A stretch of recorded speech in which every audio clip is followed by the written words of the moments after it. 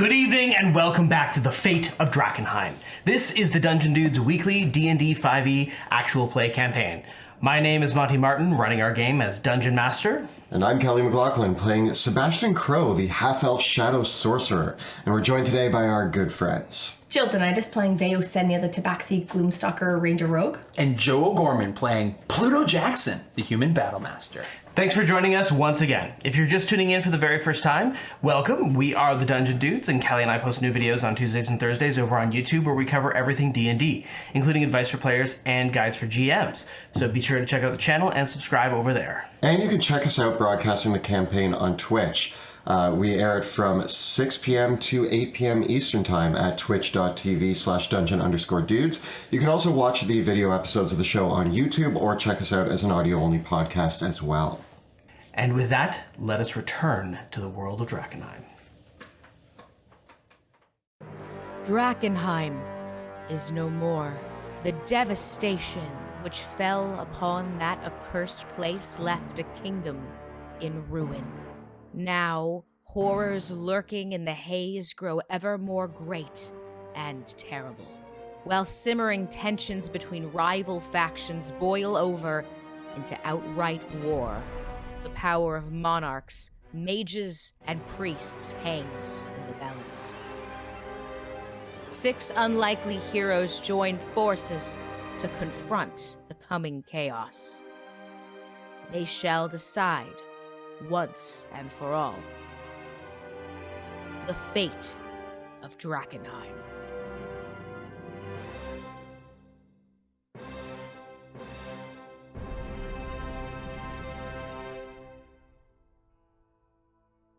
When last we left our heroes, Veo, Pluto, and Sebastian had grown a little bit bored of their investigations in Helig, waiting for the return of Wrath, Rudy, and Wilhelm. Also receiving news from Reyna, Rudy's daughter, that there was trouble at the Quarry. Cutting short their investigations into the Duchess Sophia to teleport directly to the Quarry with a stone provided by Reyna. Arriving at the Quarry, they found the scene of disarray and destruction wrought by the previous adventures of the Dusk Wardens. Meeting the few dwarven survivors, they were soon attacked by a frost giant who demanded that they cooperate and seemed extremely hostile towards Bruce. Destroying the familiar form of Bruce, but being slain in the process, the giant's frozen body now lies mangled on the edge of the quarry. Its great spear, almost 20 feet in length, clattered upon the snowy ground, and the tablets that the giant was bearing now being picked up by Pluto as Sebastian recovers from all of his wounds before investigating what is carved on these stone tablets. I got a few holes in me. You died, like, several times. That's normal. You were gasping, and Veo just kept saving. You did that cool, like, slide underneath the... I wish I'd seen it, but I was not Down. fully there. Yep. Yeah, it was sweet. Once in a lifetime. Yep, never again. I was visiting the Shadow Realms. You jumped in front of the spear. Yeah, you took a spear for a cat. Not just a cat, it's Bruce. A familiar. They can come back anytime. Yeah, No sooner does Veo say those words than tendrils of shadow coalesce back on top of the archway, and the form of Bruce appears again. See? You're welcome.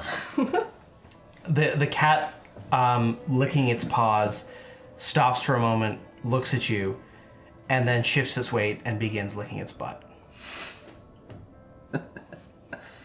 I think he's appreciative.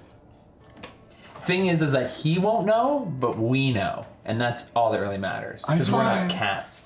You guys are telling me Bruce is a familiar? One of us. Isn't that when I thought Wrath was the familiar. And he goes, and calls it I back? thought we've been adventuring with Bruce this whole time, and Wrath was his familiar. I mean that would make more sense in the way he acts. Very loyal. Like if Raph was going to get stabbed with a spear, I'd let it happen. But Bruce? But can we guarantee he would come back? Like, I thought that's how Like that? familiars worked. Guys, this logic's all off. I know. As the cat relaxingly languishes atop one of the stone archways, another tremor shakes the earth. Okay, we got to figure out what's causing that, because that is concerning. Are they still drilling?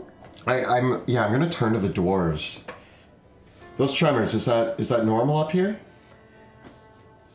Urt says, "No, the biggest shaking that was happening around here was all the drilling that we were doing, but there's no fault lines around here. There's nothing that would be causing any sort of earthquakes in these parts." Normally I default to you making tremors like this, so Yeah. magic, I'm not making these ones. right? This needs to... And there's still these footprints heading towards this well with this shimmering... Yes, there is, at the center of the quarry, the dwarves have unearthed these ruins, which consist of a series of broken archways, at the center of which is a great fountain. Upon the fountain is engraved in bas-relief several depictions of winged cats, often with their tails in various shapes, but most notably, their tails are always posed in the form of a question mark. At the cardinal directions of the fountain are 4 prominent winged cats, each seated before an offering bowl. See, okay, so you were trying to throw like old crackers at Bruce earlier, and he wasn't having them. Didn't have it, no. If I know anything about murdering monsters, is that if I had an appetite for the thing I killed, I'd probably want to eat it. So I think we should try to give Bruce some of the frost giant. Oh, Yeah. I had to hunt before, but it is Yeah, because we were gonna give him like Did it something freeze? fresh, but like I think he would. I mean, the frost giant hated Bruce, so it's safe to assume that Bruce would love eating the giant. I'm gonna cut off his big toe, Okay. and I'm going to offer it to Bruce. So I'm gonna like get underneath the archway. Hey, Bruce, and I'm gonna throw it up to him. Try to land it on the archway. The giant's toe, itself the size of a human fist, lands up on the archway, and Bruce sees the toe as it rolls about and bats it off the top of the archway. And the toe lands near the giant's corpse before splattering on one of the stone tablets the giant was carrying. Maybe you should read those. I'm gonna... Is it a sign? Literally, it is. I pick up, or how big? I pick up the tablet and I hold it to you. Yeah, so I'm, like, trying. these stone tablets are several feet in size. So quite easily, each slab is about 3 feet by 4 feet in size. And there's a series of them that are stacked together that the giant was carrying, bound together with rope. The etchings upon them are giant runes. So do any of you understand or comprehend the giant language? Hold on, I might be able to. Mine says giant, but actually we agreed that it was like Illyrian and Cool. Caspian, so not really. I think identify, comprehend languages. Okay. I focus on the runes for I stand there for 10 minutes squinting.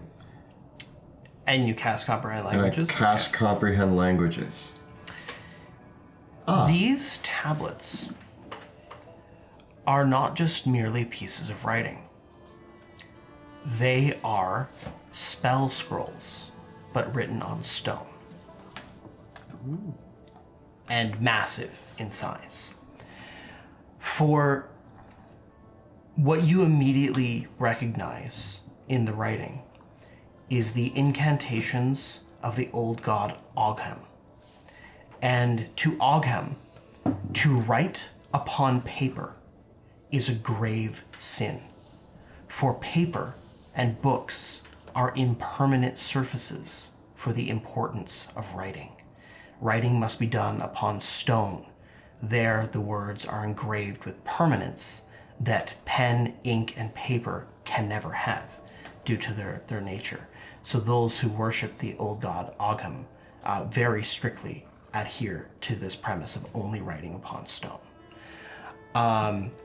Sebastian immediately pulls out his book and starts writing these down onto paper. Transcribing. Yeah. Knowing that These this upsets the old guy. are tremendously powerful spell scrolls.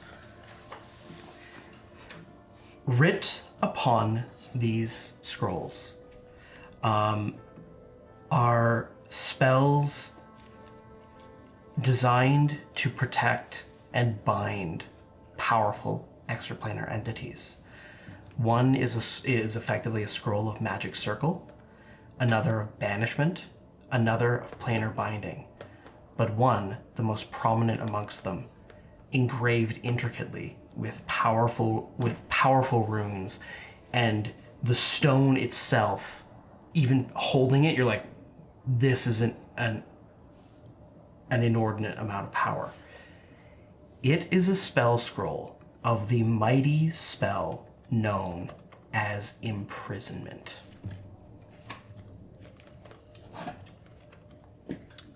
So what you're saying is if I strap these all to my back and then Sebastian just like reads them off my back, we can cast these spells.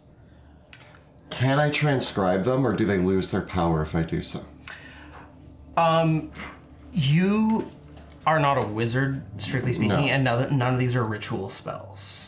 So you wouldn't be able to transcribe them into your ritual book. You could learn, like, if you want to learn these spells eventually, you certainly could from these, and that wouldn't. But once the magic of these are used, that's it.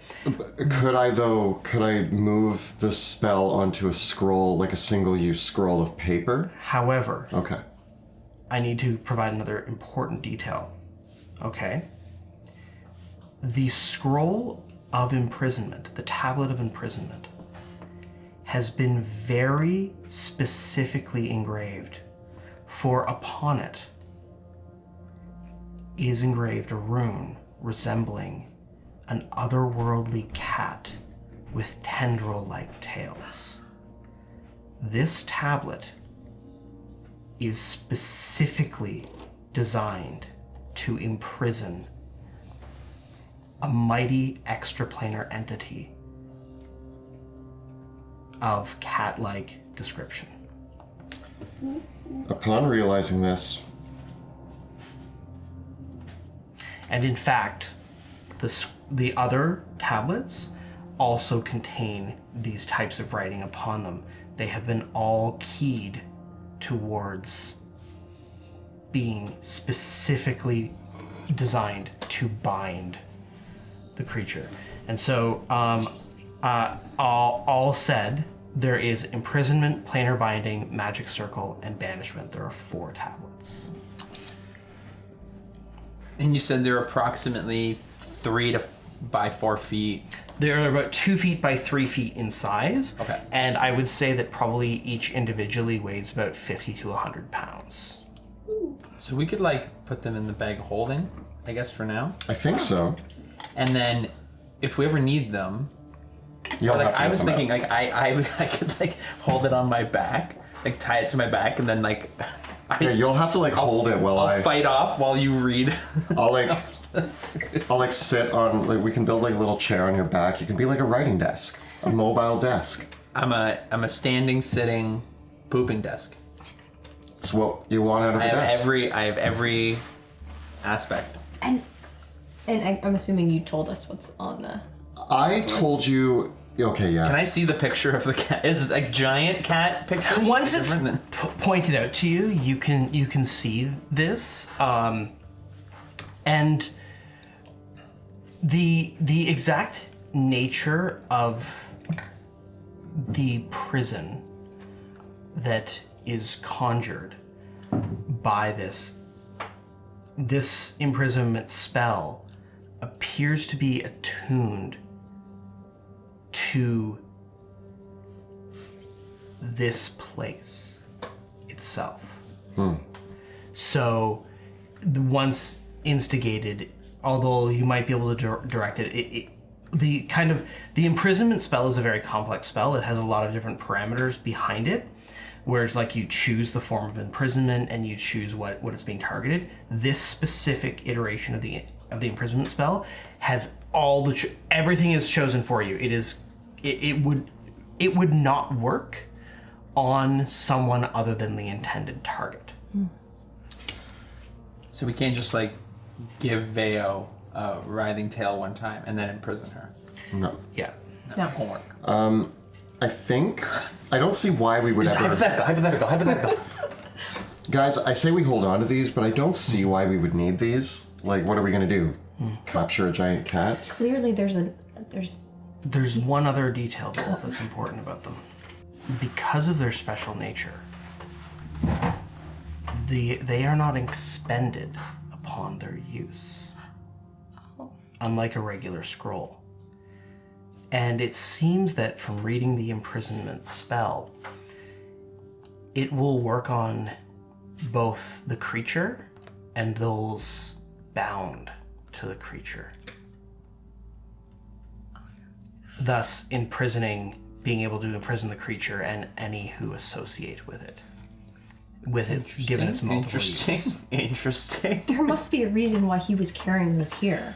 I don't think it's a coincidence that this cat-like creature and we're in a cat-like place with all these cats. I get that, but we're looking for Wrath and Wilhelm and Rudy. When we find Wrath, it's probably best not to tell him that we've acquired tablets to imprison cat lords. He might get upset. Are they in some kind of fight? Like the frost giants and the cats? Seems like it. He really didn't like Bruce. Basically, from what you can surmise, Sebastian, if this is attuned to Bruce, you could use this tablet to imprison Wrath.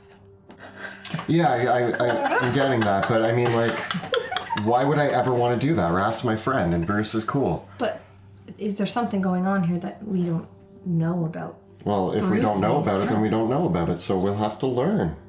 Where does it send him? Or Bruce? Here? So we can just send him back here anytime we want. And it traps them here. Well, But does it have where? to be used here, or does it have to be used to trap them here? I guess I don't read spell scrolls, so... If anything, it's a great way to be like, go to your room. And if you can use it as much as you want, be like, Wrath, go to your tomb. I mean, I will admit that it's kind of cool that I have, like, a Trap Wrath card. Yeah. That's Trap- giant stone tablet. Yes. I think it's less about trapping Wrath and more about trapping Bruce. It just happens I mean, to maybe trap for you, Wrath. but I see no reason to trap Bruce, but I have a lot of reasons that I might want to trap Wrath. The final thing that I should note is that it is the casting of the spell, and imprisonment does take 1 minute to cast. So it's a bit of a tricky thing to... Okay, he sleeps for more than a minute. Or I can knock him out. I'll whack him a couple of times, and then you imprison him. I mean, we don't need to imprison him yet. We don't even know what's going on. We don't know what this giant was even doing here. Like, But it's good to know that you can. I do like I that. agree with that. Like, there's there's choices. There's suspicions. There's suspicions with this being here with this giant and him having a problem with the cat. Something's not adding up. Why does he have such a problem with these cats? That's what we need to find out. And who's the right one? Is it the frost giant or the cat? I mean, we've been working with our friend Kat over here, who won't give me the light of day, even though I'm like his best friend. But that's cats for you. And as I'm saying this, I'm cutting bits of meat off the giants with my dagger. Clearly he doesn't want that He meat. doesn't want them. What are you doing? Bruce doesn't want it. Oh. And I go and like so this whole conversation I've been like sitting by the we're giant. watching. I'm getting Yeah, I'm like, flashbacks yeah, to we could- Drakkenheim myself. We could capture Wrath if we felt like it. We could, You're filleting. yeah, the just- giant. Why? And like we can keep talking, don't mind me. Yeah. And then I head over to the well and I just start like plopping giant meat into the bowls around the well of the cat statues. I think that's the play. And you know, if the tablets, can you carry them or should we put them in the bag of holding? As I'm. I think we need to hide them in the bag of holding. All right. Yeah, I'm kind of with Vale on this one. Like, I think this is something that we have, but we have. Oh, Dragon Force for life, okay? Yeah. can you help me? Yeah, I got it. I'll supervise. Yes, that way. This angle. Pivot! I'm gonna, Pivot. I'm gonna put them on the floor of the bag of holding because I feel like they're the heaviest. Yeah. I'm gonna lay them down. Don't crash It's just it like a off the patio stone. I'm gonna make a little patio stone. As you like lift the bag back up, you hear all this smashing, and I'm like, my potions. As you say the words of keeping the secret, the cat is sitting, just watching you. Oh no! Bruce, Bruce, this is a different cat. these aren't for you. They're for Raph. You know how out of control he can get Nothing sometimes. personal, Bruce. Yeah, it says here that I can imprison a person who works with a cat too. So This like, is the whole scrying thing all over, but now like it's fully there. Listen. Like, it's like we can totally see. I love Bruce, but he's not even paying attention to us. I glance up at Bruce. The cat glances back. As you put the last piece of meat in the offering bowl, the pool vanishes, revealing a spiral staircase leading deep into the earth. I'm still chatting with you guys as I'm like stepping in. And I'm like, so like, thanks for putting those in there. And Bruce isn't even gonna, as I'm like walking down the stairs, he's not even gonna know. And I just start following you, yeah. Like looking up at Bruce, like, oh no. I forgot about him. Totally. Bye, dwarves. We're gonna go find our friends. We're gonna see what's happening down here. Thank you. Dr. Catton says, I didn't know it did that. And simply says, we'll wait up here, if that's okay. But if you need, do you need any supplies? You don't happen to have some health potions, do you? Roll a d6. We're actually great at two things, killing and riddles, 5. in that order. Turns out Dr. Catton has 5 potions of greater healing that you guys can have. I drink all of them. Do you guys want to take a short rest before you head down? Probably. Yeah. Yeah, so you start going down the stairs, and I grab you on one of your many spear wounds, and I pull you back, and we'll just sit down for a minute, gather ourselves, All right. have some frost giant, and then we'll I mean, I haven't tried Frost Iron before. try it. Check that off my, Well, the wolves were there too. We could also cook the wolves. I mean, yes. That sounds more. That sounds up my alley. Yeah. Were they regular healing potions or greater? Greater. Greater. Who wants one? I'll take I will one. take one. You can take 3. Yeah. Okay. Captain gets stabbed. Yeah. Worst comes to worst, we'll make sure that each other's good. I just Cooking frost wolf meat Yes. on the fire. On the fire of corpses. Now we'll make a separate fire for cooking. I think that's important. Yes, please. I think that's an important Don't need detail that. to point out. That flavor. Are these dire wolves? Yes. I'm gonna add that to my list of things I've eaten. See, technically, sorry, they're winter wolves. Winter wolves. Are they considered monsters or beasts? They're monstrosities. So how do they taste? From From like, I believe pretty gamey. yeah. Yeah. Yeah. Maybe we could do like almost like a soup. Like a stew. Yeah, let's do a stew. I think that'll help like tenderize Winter it a little wolf? bit more. Yeah. Wolf stew.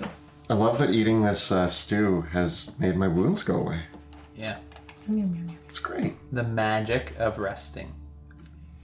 A rested mind is an alert mind. Well, finishing up your meal and your resting, you proceed down the spiral stair. As you head down, you see the engravings and carvings that Rudy, Wrath, and Wilhelm encountered on their way down. The depictions of humans worshipping cats, and the tales of humanity calling out to the cosmos and being taught magic by cat-like beings. Saying, guys, take it in. Did Wrath make this temple? Like, this is I'm ridiculous. following you. I've always followed Veo, so this just reinforces the whole. Reinforces. Yeah. Wait, Veo? What? What? I don't know. There's a lot of cats here. No, I'm feeling very appreciated by this ruins. I don't know why. Just feel very connected to it. Makes sense. Makes sense. Yeah. Yeah, oddly enough, a mural strikes you, Veo, that you notice one depicting the generations of these early warlocks, and amongst them emerge figures with feline features. Oh. And there seem to be at certain points in the depictions, rather than being human, some of them appear to be tabaxi amongst the worshippers. This is interesting. I've always wondered, I've never really fit in anywhere looks-wise, being catfolk that I am. This is so cool that there's something to do with where maybe I came from, or where my people came from. I've never really thought about it before. I've always just kind of fit in with humans. Yeah, that is interesting.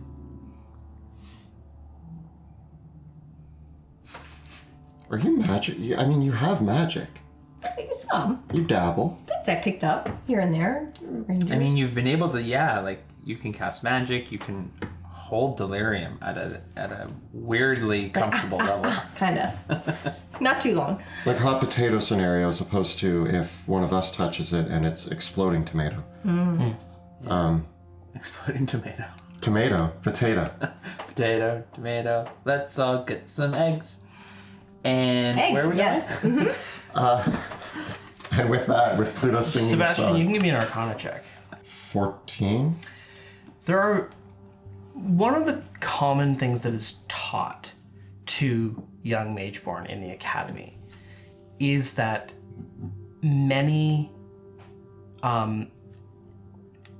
is how humanity long sought power and magical power from various sources, and that the quest for humanity's greater magical power often infused human lineages with traces of magical ancestries.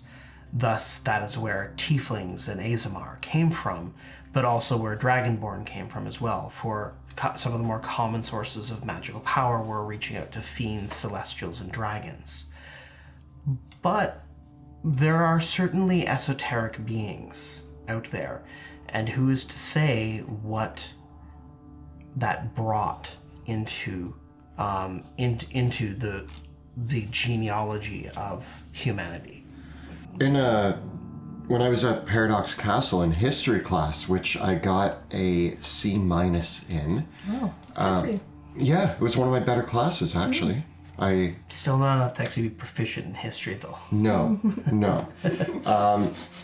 I remember them talking about Dragonborn. We're there because Sorcerer Kings made deals with dragons to infuse their bloodlines, and that's how we got Dragonborn.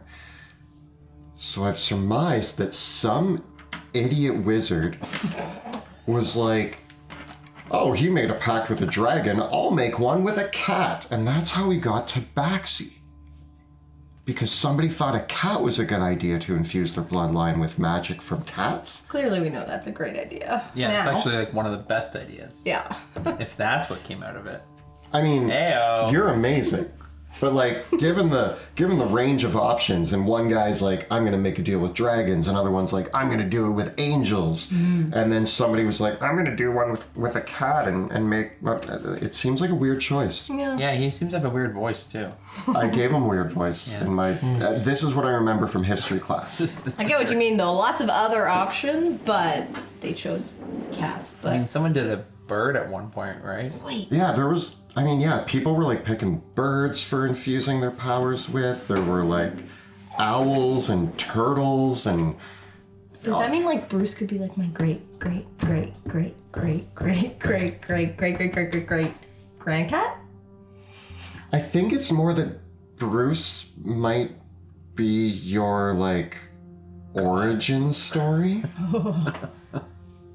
Like I should be nicer to Bruce then. like in a Old Testament sort of way.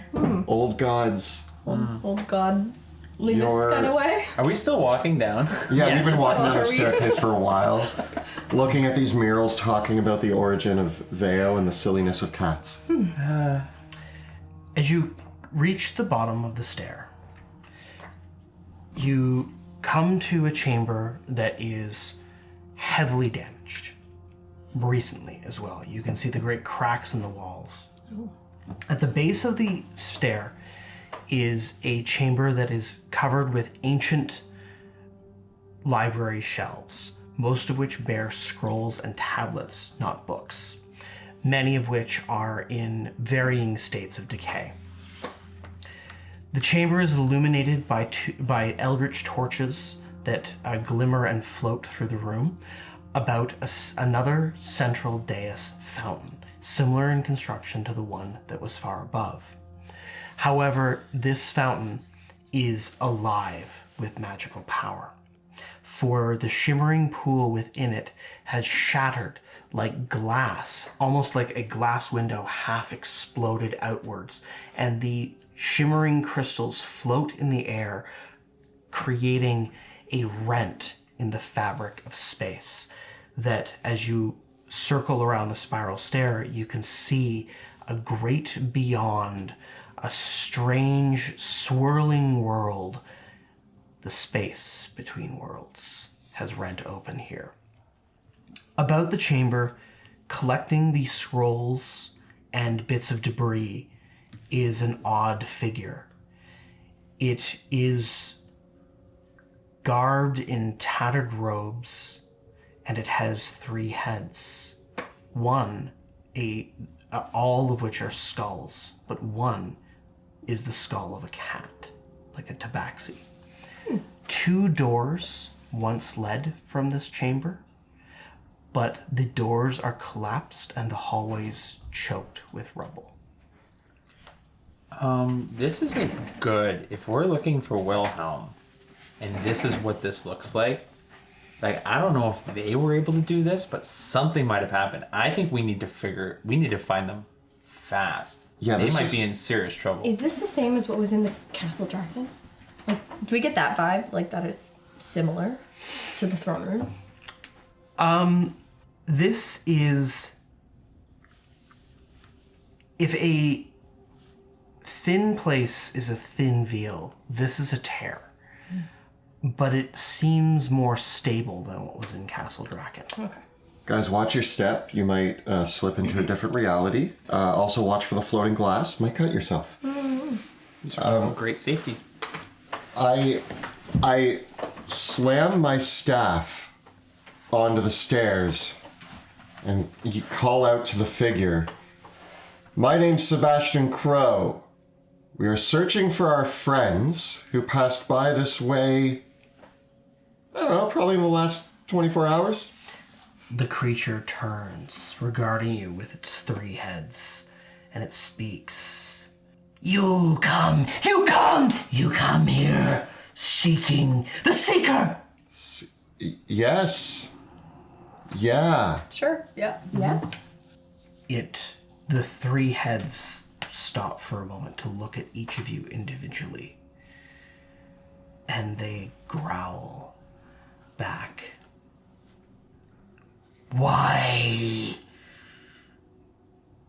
What do you have? An enthusiasm to save our friends. Yeah. That's a lot of about- gusto. Friendship. We have a lot of love. Love. The creature creaks and growls, and it replies, The Packmaster has done it. They will return in time. Packmaster? The Seeker? Who? I mean, Is this, we're looking for, there's a guy with an eye patch, one eye, a lady, red coat, axes, guy, purple mohawk, Yeah. glowing eyes, kind of creepy. Is one of them the Packmaster or the Seeker? The Seeker has become the Packmaster. That doesn't really answer the question. See, purple mohawk, eye patch. Well, they Draw seek, him a picture. they look to find the pact. You speak of the Packmaster and his companions. Yeah. All right, nice. Yep. Nice. Which direction did they go? He came as a seeker, but now he's the Packmaster. Great. Votes? We have to find him. We gotta find Wilhelm. This is not. Do you I think don't know. Wilhelm's the Packmaster? No. I think I'm not calling him that. We're not calling him. No, that's gonna go. Yeah. He's already king. What does he need 2 titles for? Like, come on. He's that's gonna get really to his head. What I think we need to do though is we need to find him. So I'm gonna check this door. You said there's one door. No, there were 2 doors, but both the halls beyond them have collapsed and choked with rubble. There is simply this portal to the space between worlds. So those are blocked. Door between worlds. Yeah. All right, 3 heads. I'm gonna call you 3 heads. I hope you don't mind. You haven't introduced yourself. I introduced myself. Kind of rude, but which way did they go? And I mean, you said they'd be back in time, but we don't really have time right now, and this place looks like it's gonna collapse in on itself. Indeed. Yes, indeed. No longer needed. Not needed anymore. This place? This place, no. Oh yeah. Oh. Our friends are in here. Can you point what way Which would I rubble? go to find them? It gestures to the pool. No. Oh. You said don't go in there with the sharp glass and the portals to other dimensions. I mean, I was afraid he was going to point there, but I was just really hoping it would be any other direction. I mean, we've gone through portals before and been okay, right? Didn't I'm we go already to climbing. hell? All right. Okay, hold on. We gotta have a game plan. What's the worst that could happen? All right. I'll go first. You behind me. Do you want to like tie a rope? Should we like tie? We've done that before and it didn't work. Yeah, We should though, just in case. We just wasted all that rope. I'd rather have rope than what was it? I mean, what good is rope anyway? I have rope. I have lots of rope. 2 ropes. Yeah, let's tie a rope. Fine, we'll tie one rope to a cat statue. Tie a rope to a cat statue, the other end around. Let's all grab our own rope. Okay. We can all do our own rope Our own safety lines. and then hop in. I'll go first because if there's gonna be something that eats us, I can handle it. There's going to be. It's the space between worlds. There's like a 78% chance that there's something in there that's going to try to eat us. All right, Really cool. high percentage. I draw Ignatius and I go through the portal. Well, I was going to like count us down, but he's gone. Can we just give two tugs on the rope? Can we see through, or is he gone? You can the portal is less a solid doorway and more of a transition point, a place where the two worlds overlap. And thus, it is more akin to say that one walks through in the same way that one crosses from one side of the room to another. So thus, when you stand in this room, when you can't look across this room from one side to the other because of the way the portal sits in the room. It's as if the room folds around the space, and then you look through the other way and you see the vast expanse of the space between worlds. So is the portal like this? I just No, assumed the portal was... it's not even correct to say that it is a surface. It simply is. It makes your head hurt to look at it, because rather than it being a flat plane that you would walk through, imagine it's like the middle of the room gradually becomes the space between worlds, and as you walk closer to the center, you're walking out of this reality and into another. Right. So Pluto walks through. Into a different reality. Yes, and you can see him because it just transitions in. You good? In there. You didn't disintegrate or... Is it just like the same room in that other reality? Do you feel normal? No, it's not, because from outside, like it's like a spherical portal almost. So from outside you can see the haziness of the edge of the space between worlds and the strange rock beneath.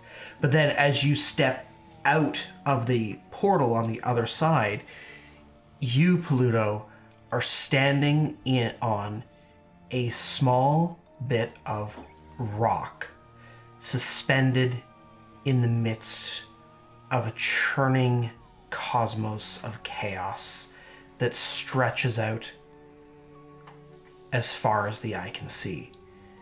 There is no horizon, there is no up, there is no down, there is no back or forward. From the place that you stepped from to here, there is simply a twisted logic as all around you a vast space with streaking sheets of lightning and psychedelic kaleidoscopic colors stretch out all around you. There are islands of rock with great shards of delirium growing out the base of them that suspend in mid-air.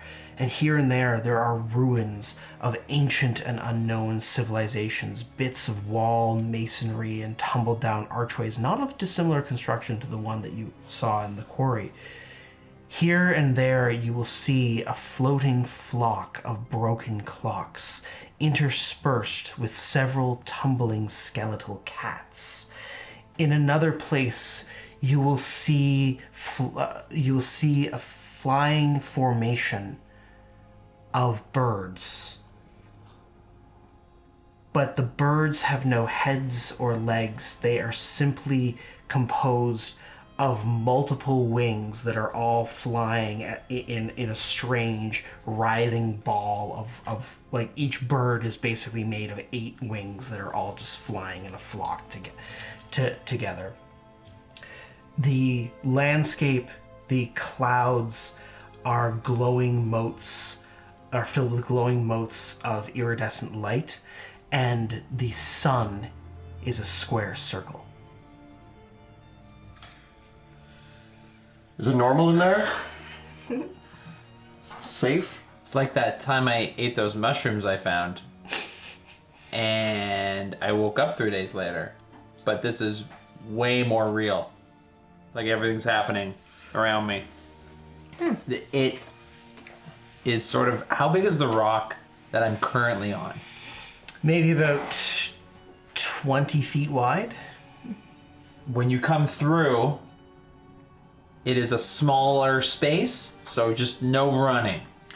Don't run. No. But so far, you gotta see this. I step through. Guess I'm going. I step Okay. after you, but I'm kind of holding your shoulders, like, so something could pop out. Guys, I'm throwing my next birthday party here. Are those If birds? we make it to your next birthday party. Those were not birds, those were clocks. Oh, those were clocks.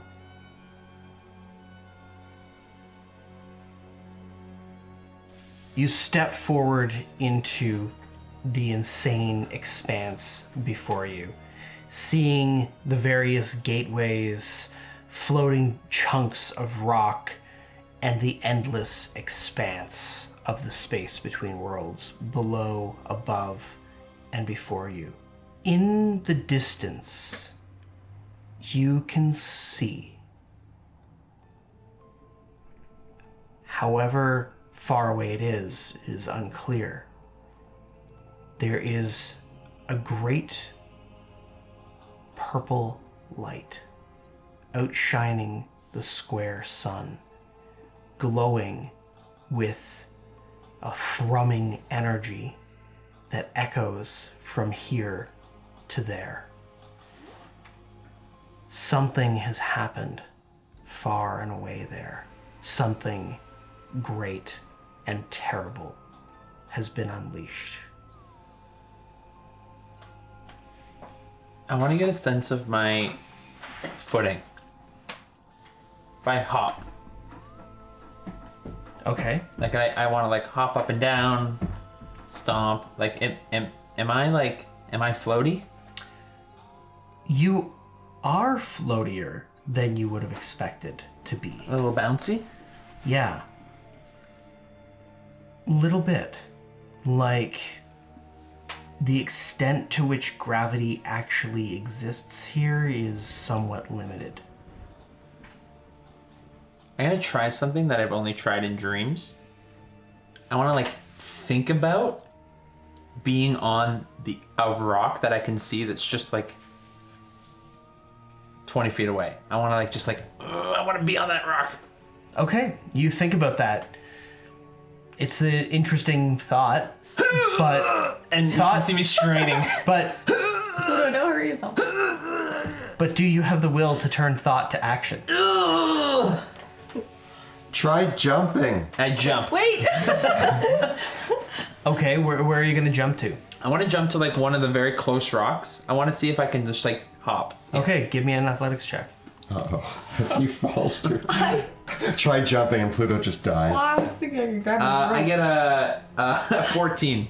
Okay, you jump and you, much predictably, you lunge forward and land on the side of the ledge. You're kind of grabbing onto the edge and you're able to pull yourself and muscle yourself up onto the other platform. And did it feel like I had like a bit of momentum behind me versus like a normal jump where it's like all heavy? You felt I'm a heavy lighter guy. and like you had a little bit more spring naturally to like the momentum carried you a little bit more. And the sense that you have from this, give me just a wisdom check. That's I'm pretty good at wisdom.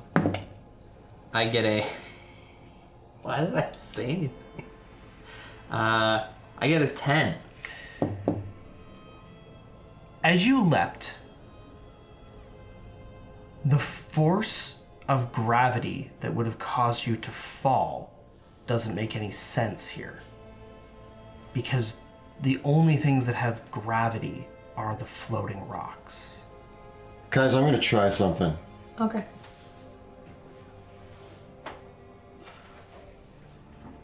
I'm going to walk off the edge. And try to walk on...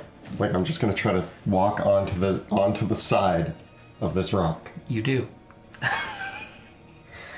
So... You turn around. So you guys I turn around, I'm like, I'm gonna try something, and then I just, whoosh, and Yeah. I vanish from your sight. And then Yeah. you hear, cool. So what I'm hearing is we're like spiders on these rocks. I think each rock is its own planet, in a manner of speaking, if you catch what I'm throwing out there. Like each rock has a gravitational pull. I'm gonna try something. From the side, I'm going to hop in the general direction of this rock. Okay, And try to like swing myself. give me a strength check. Yeah, Oh, perfect. I love those. How long are our ropes? Strength or athletics? Both are -1 Athletics, for me, so yeah. it doesn't matter. Ooh, I rolled a 20, so I get a 19. Okay, you leap off the rock, and you feel for a moment that moment where there's no gravity acting on your body. Whoa. So, what's important to note is that it's not flying. There is no gravity. And because there is no gravity, you are at the mercy of whatever momentum or gravity is acting on you rather than whatever like your own will. And so because you launch yourself from one, you escape the gravity of that central platform and you float towards the other and you feel yourself actually falling towards the other platform and you actually land on it prone. You gain some speed as you go. Yeah. So you hear, I'm going to try something else, and then you just see me go, ow. And I'm on the side of this other rock.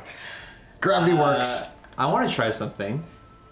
I want to take the Javelin of Lightning, and I want to throw it at the next closest rock, and I want to stick it into it. Okay.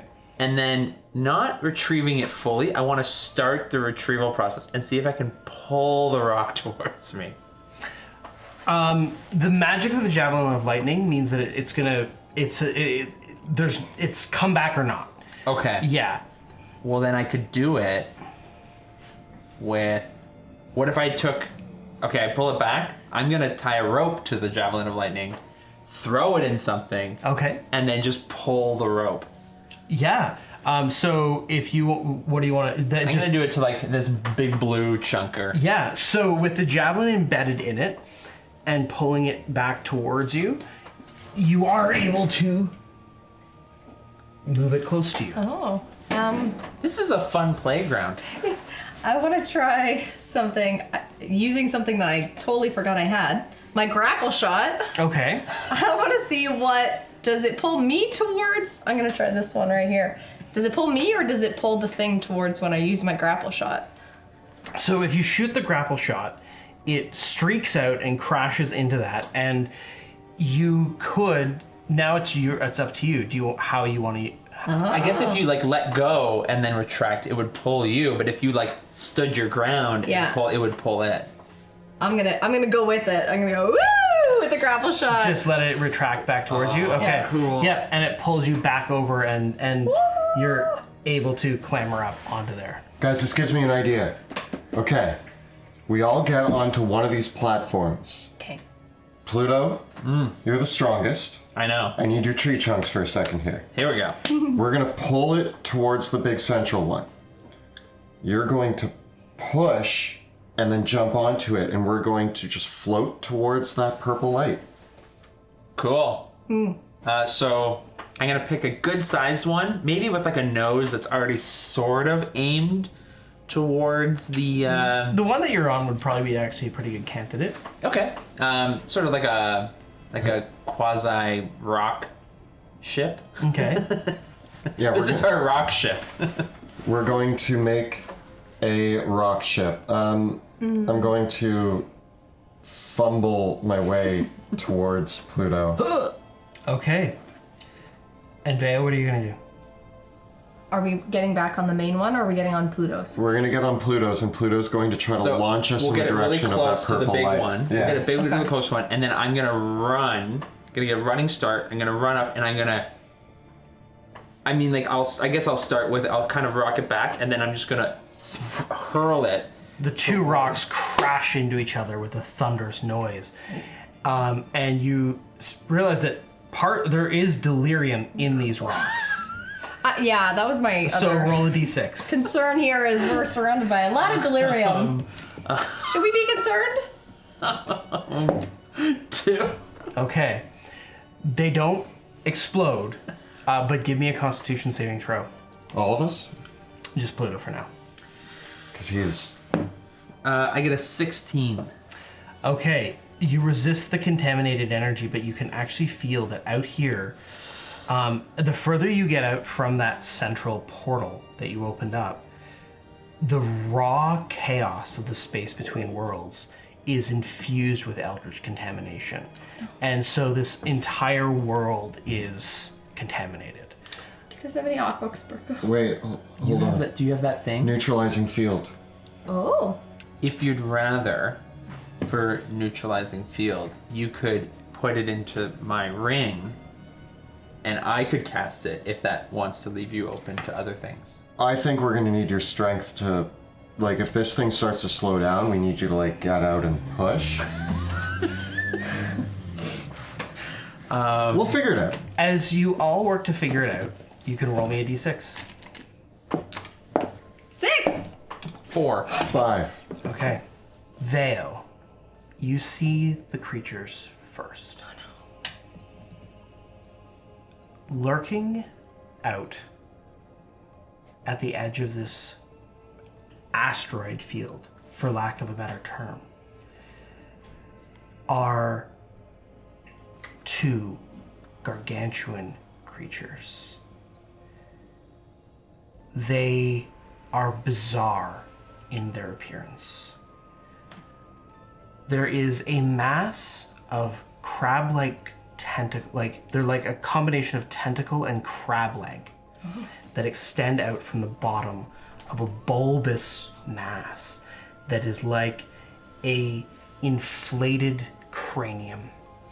And it has 6 goggle-like eyes on the front of its face, and its bioluminescent cranium reveals the pulsing brain and gray matter underneath the surface of these 2 colossal combinations of, the best way to describe it is like a combination of crab, squid, and jellyfish. And they're colossal, like they're huge. Huge sea creatures that I am very tempted to eat the legs off of. Coming our way. Are those squids? Squid, jelly, More like crab. Yeah. Do we run? Or do we kill it? I mean, our friends are somewhere in here, and for some reason, I don't know. That's what we're assuming. Wilhelm? Yeah, we haven't tried calling out. They might be in here. Are they like... Safe bet that this is one of the only ways we can get to them. I don't know about you guys, but I'm feeling like they're towards that purple light. Is anybody else getting that feeling? Yeah, normally. that's a solid gut. I feel like there's some trouble happening, and I get trouble vibes from that purple light, so that's the way we go. Also, it's purple. Wrath's hair is purple. It could be just his hair. Which is also a way to find Wilhelm. His hair. Yeah. Wrath's hair. Rat's hair. Use Rat's hair to find Wilhelm. And do I know if they see us? Because you rolled a 6, they have not seen you yet. Get down! Wait. What do you do? Does Leoman's tiny hut stop creatures from seeing inside the tiny hut? Yes. It might just take a long time. Yeah, that 10 minutes might not be the time that we Yeah, have to they're not 10 minutes away. They're imminent. Veo's just noticed them before Do they you could have that attack. thing where we can... The road trick? I don't know if it'll go along with this, though. I cast darkness. Okay. Oh wait, do I? None of us will be able to see, but they Can't you can't see? see. I mean, I could see. We just can't see. Pluto, push.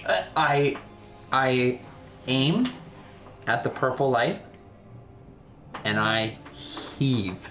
Okay. And I cast darkness while he does that. And while you do that, after you cast that,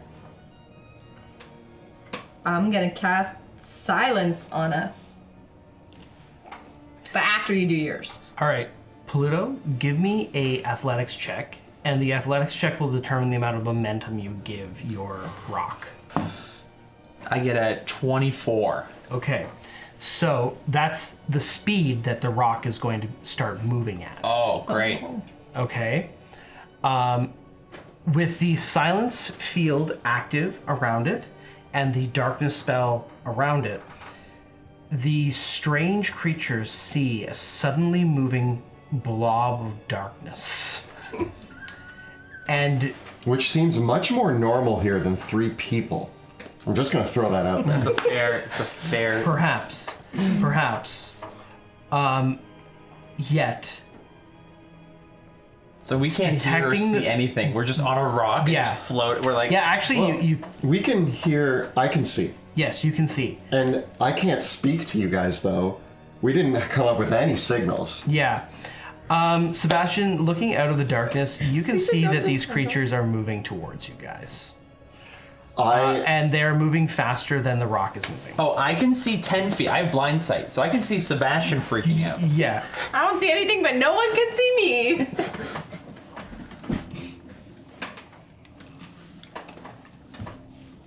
Roll for initiative. Oh, no. Oh no. Oh, yeah. Sebastian? 6. Okay. 11. 11 for Veo. Pluto? 15. Seeing the group of you, these esoteric and psionic beings reach out with their minds and they target Veo and Sebastian. They can see us? Yes. Oh, Yes, because they have blind sight. no. Both of you can make Constitution saving throws. Well, there's no point in this stupid darkness spell. 13. 16. You both fail your saving throws against Vortex Warp. No. What is that? Where are we going?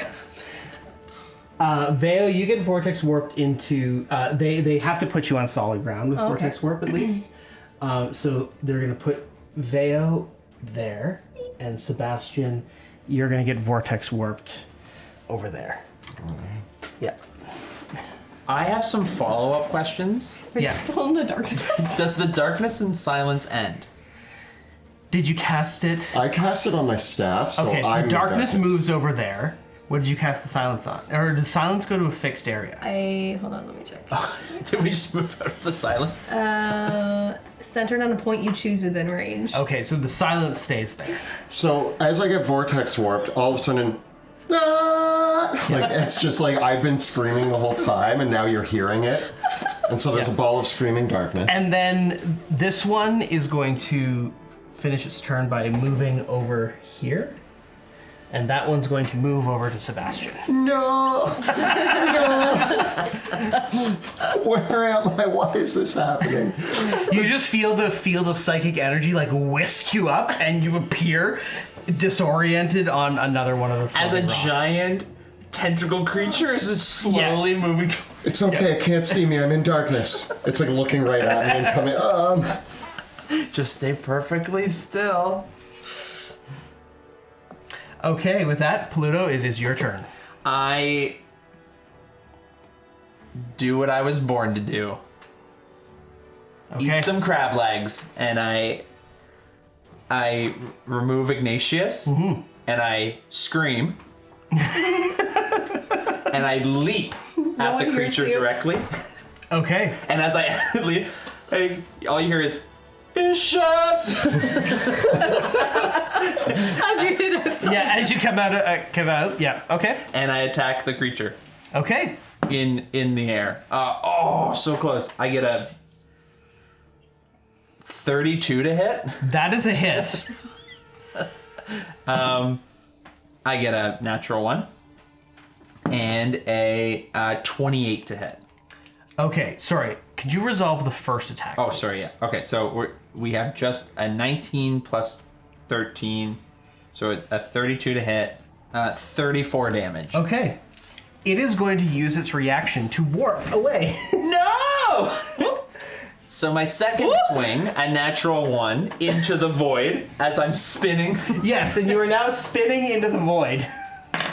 Oh, this is like that scene in Gravity, you know, where she's just... I don't have enough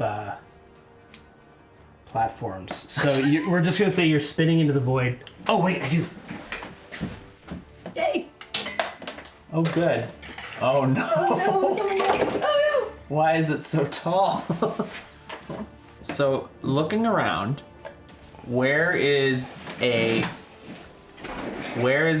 Is there anything I can attempt to either stab into or grab onto as I'm spinning? We will say that there is another floating rock like up here that you can kind of. I'm gonna try to grab onto that as part of with my stab. Okay, yeah. Give me an attack roll. Will you accept a 27? Sure. So you latch onto this rock as you're spitting out into space. And how much movement would that have been? I'm gonna say that's all your movement on Okay. your turn. Yeah. So then I sort of grab onto the rock and Sebastian, where are you? From a big ball of darkness, I'm like, our rock is moving away. Is the rock still? Yeah, the rock is moving away. Right, man.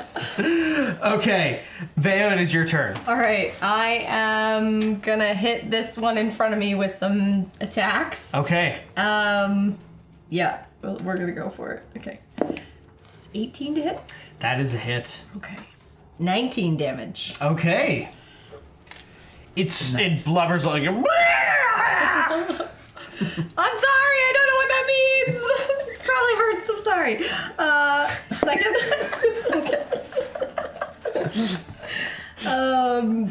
23 to hit. It's a hit. 22 damage. And then, because it's my first turn, I get an extra. 19 to hit. The barrage, as it teleports beside you, you fire out a rapid shot of 3 shots, and all of them hit. Oh, gosh. That's 28. Yeah. Alrighty. It is not yet bloodied. And then gosh. I'm gonna use my bonus action to.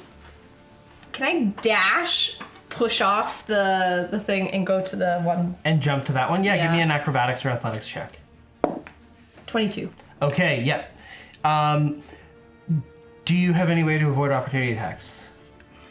Nope. Okay. You are in its reach. Yep. So it will reach out to you. It gets a 17 to hit. Hits. Okay. You are hit with its tentacle. You take 17 force damage Ooh. and 18 acid damage. Ooh. Hey. And you are grabbed by it. Oh no! So it seems like. The tentacles, it hurts! Or the crab legs. I don't know what it is. They're like crab leg tentacles that wrap around you and start excreting acid. Whoa! Don't get caught by them guys! Okay. Sebastian, it is your turn. Has this thing made it up to me? Yeah, they have a reach of 30. Cool. Oh my. What? Sebastian. So darkness drops because it's doing nothing. The darkness, it does nothing. Oh yeah, silence is probably done at this point. And I am going to. Sebastian puts his hands together and like wind starts blowing through his cloak as he focuses, and you kind of see there's not really atmosphere here, but like air sucks in towards him, and then he, with a thunderous pop, Okay. thunder steps. I'll definitely roll for silence then if you're going there. As you cast the teleportation spell, the psychic weight of these creatures makes them masters of space. And your teleportation spell fails because they negate any teleportation within 10 feet of them. Oh no. So then you also go back. Interesting. Do I still cast the spell? Yes. Nice, love that. Yeah. Do I still do the thunder damage? Yes, you do. It's just that you can't, if you're within 10 feet of them, you can't teleport. So, wind blowing through my cloak, and then all of a sudden there's a thunderous, and I'm like, and I look, and it's still right in front of me, and I'm like, so I still do the damage. Am I caught in the damage because I didn't teleport? Technically, you leave behind. So do I just like thunder and blow up? Yes! It makes sense. Sorry, me. It actually totally tracks. Each creature in the 15-foot. I'm in Yeah, the 15. you're still there, so... So instead of it going off how I planned, I like literally Sebastian just explodes himself. I mean, technically, don't you also get to save against your own DC? Oh yeah, it's a DC 18 con Yeah. save. So you're right. I should try to save. I get a 25. I fail. I just blow up.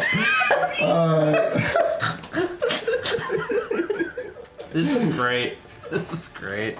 I take 20. Pardon? Did you save? I saved. I got a natural 20. So I take 22 damage. You take half. Okay. So Sebastian just like explodes, stays where he is. I'm like kneeling on the ground, like, oh god, is that what that feels like?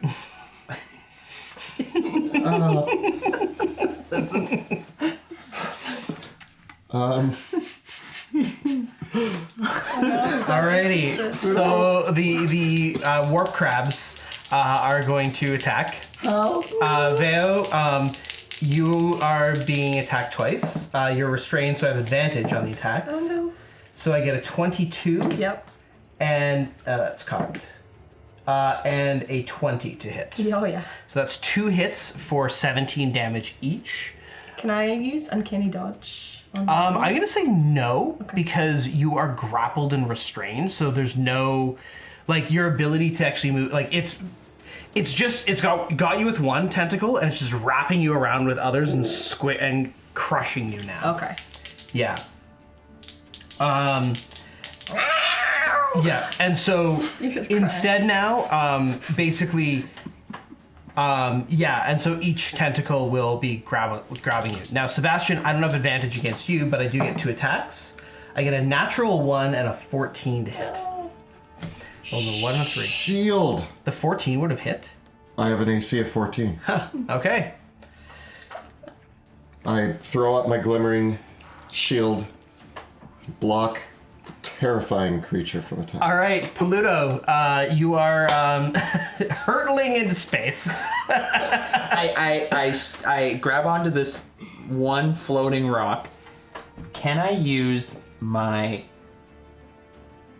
free action to tie a rope around the javelin of lightning? Sure. Or maybe it's just still it's on it Sure. because I did it earlier. I want to leap off the rock towards the creature that's grappled with Veo. Okay. And I'm going to use my combat superiority dice to do quick toss. So as a bonus action, I'm going to throw the javelin of lightning at the... All right, first give me an athletics check to leap off the rock, and we'll see how far you go.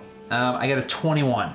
Okay, so you're leaping off the rock, so I'm going to say that propels you forward basically 40 feet. So you're like in the midair. Okay, and I'm going to throw... I'm going to try to, catch the creature. It's going to be my... You're, harpooning it? And, I'm definitely a captain of this whaling vessel. Nice. Yeah, we're at... Quick toss, throw it. I get a 30 to hit. It's a hit. That'll do it. So it's going to be 19 damage. Okay. And that leaves it bloodied. I want to give one yank and pull the rope to get based with the creature. I'm going to allow it. That pulls you in. We'll say that counts as one of your attacks. Great. And so my last 2 attacks are going to be with Ignatius, because as quick toss, it's part of the action. And so I get a 16. That does hit. For 30 damage. Oof. And it's still alive? It is still alive. I take my last attack, getting an 18 to hit. Okay. For 25 damage. Okay. Yeah, it's going to use its reaction to teleport out of the way. Can I counterspell? It's not a spell. It's never a spell. Yeah, it's not a spell. Do I go with it? You do. Does it just disappear out of my javelin? Like my javelin was sticking in it, and my javelin's down. So you're spiraling through. I'm spiraling again. You pull towards. You're like It warps back over here with Veo, and it's turning to go. It's got lunch. It's getting some takeout. I know you like cats around here! Son of a... And you just hear me I just curse as I'm still floating. Yeah. It's just gonna get out. Yeah, and you're just floating back the other way. All right, so Veo, it is your turn. You're grappled by it, so you're gonna take 30 acid damage as it's starting to dissolve you, and yeah, it's looking like it's gonna make you dinner. It's gonna. I'm almost dinner, guys. I'm almost dinner. So what? I have to roll. So you're get out? well, okay. You're restrained by it and grappled by it. So useless. You can shoot it, but with disadvantage. You can do whatever you want. You just can't, like, you're being held by I it. want to try to get out. Okay, so that would be an acrobatics check. 22. Okay, so that you escape, you wriggle out, but you're just now floating with no momentum. What do you want to do? Grapple shot. It's only 30. Oh, no. It's not a very long grapple shot. And I'm beside it. Yeah, you're still beside it because you just escaped the grapple. Is there... There's nothing for me to push off from? Aside from it itself. Okay. And I can't teleport. Because I'm beside it. What if you pushed off from it and then teleported? Yeah, the only thing I'm worried about is if by touching it, it's acidic. So I need to be careful. Do I have anything that can propel me? What would Featherfall do here? Anything? You're not falling. I'm just floating. Yeah. Okay. I guess I'll try to push off from it. Okay, give me an acrobatics check. 23. All right. I do an opposed strength check. I get an 18. So you wriggle out of it and push your way off from it. Yeah. Towards that. Towards Like that this. rock. Okay. Yeah. So I'll say that counts as so that's your movement in action. So yeah, that's gonna let you get down over towards it.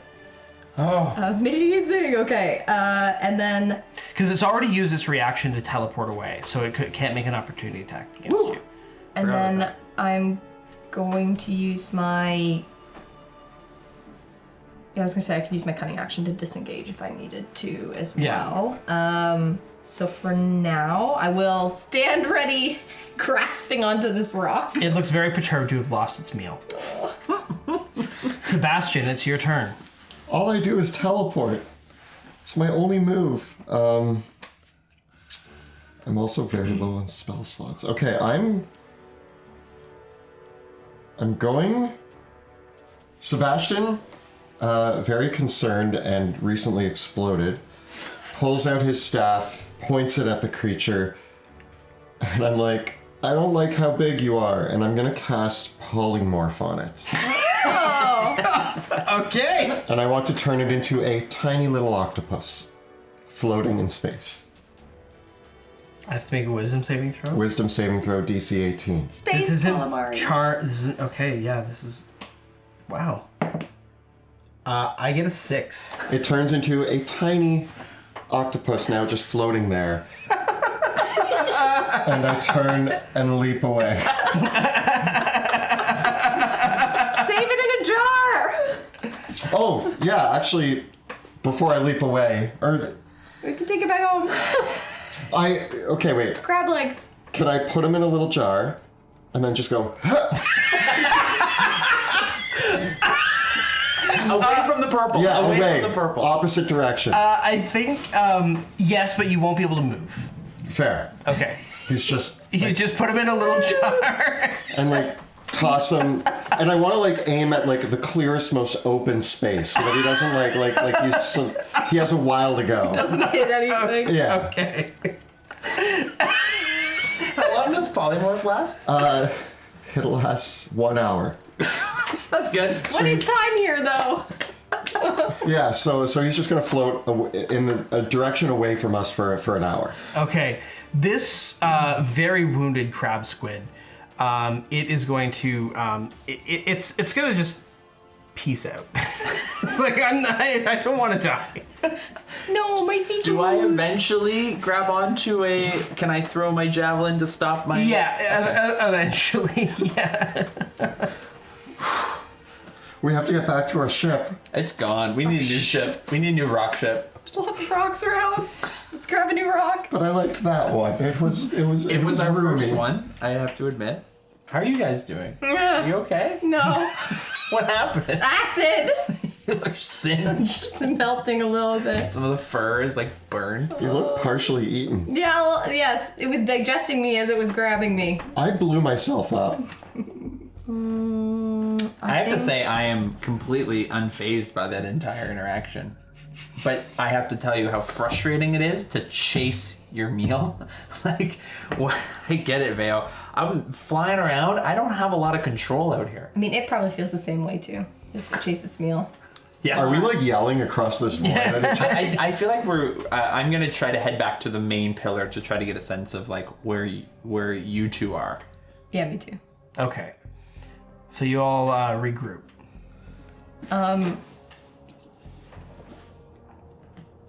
Should we try again? Should we tiny hut first and then wait? Do we have anything else that like propels, like spells or? What about I mean, I could polymorph into a bird and fly us there. Oh, that's a great idea. I don't know how flying works here. just be a clock? Turn yourself into a clock. Well, I'm even thinking if you Fake stood fly. on the edge and used, is there air to? I turn into a bird. We strap one of the rocks to. I don't know why we're strapped. No, I can just be a bird. I'm just thinking if you're on the edge like a motor. I mean, you can just be on my back. Oh, we're just flying. Yeah, I mean, Will that work? Judging by the weird, like, wing birds, it seems like winged flight works here. all right, I'm gonna cast polymorph again. Hold on. Okay. You were talking about making a tiny hut. Before you get into going on to the next thing, do you guys want to recuperate? Veo, What do you how want to do? doing on health? I mean, I could use healing potions, but also, do we have other means? I don't want to waste all my healing potions now, but I could. Or my singular healing potion, I guess. We could start the if Wilhelm's out there Yeah. and that purple thing, and these are the types of creatures that are in between the space, we do need to think about our speed. Veo, if you need to, I think it's probably better to take those healing potions Okay. and make sure you're in a good place. Here, you can have one of mine. I'll give you one of my greater healing potions. I have one now. I have 0. I'm also gonna take one. And Take 2. And I'm going to take one of my last 2 pieces of ointment.